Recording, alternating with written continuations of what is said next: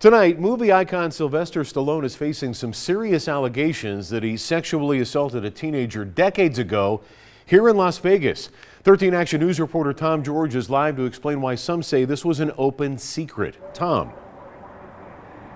Well, Steve and Tricia, it's all documented in this police report from back in 1986 talking about an incident that allegedly happened at a room at the Westgate back when it was still the Hilton. Now, all these years later, the details are still just as disturbing. Doug Papa says working security at MGM at big events, guarding celebrities was common. But he remembers one night where one of his coworkers refused to work with Sylvester Stallone. I say, what was going on with Stallone the other night? Why didn't you want to, go with him and bodyguard him? And he said, I wouldn't bodyguard him to the toilet.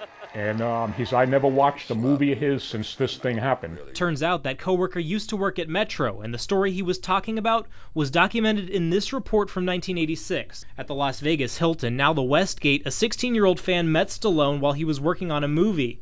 The report claims his bodyguard invited her up to his room. The victim allegedly had sex with Stallone, but became uncomfortable when Stallone allegedly tried to bring in his bodyguard as well. At the time, Papa says the victim never pressed charges out of fear. She was so upset emotionally, she's only 16 years old, and she says, but the female detective scared the hell out of me. I says, how?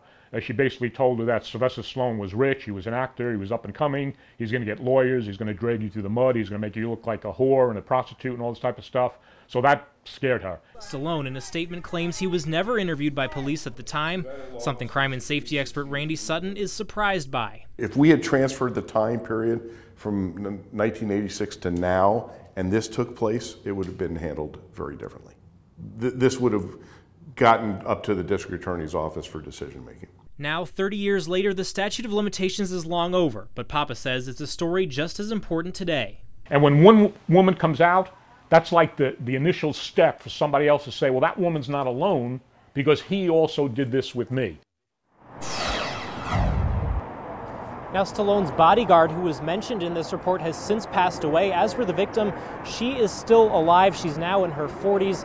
Papa says he's been in contact with her, but as of right now, she's still not comfortable going public with this. Reporting live, Tom George, 13 Action News.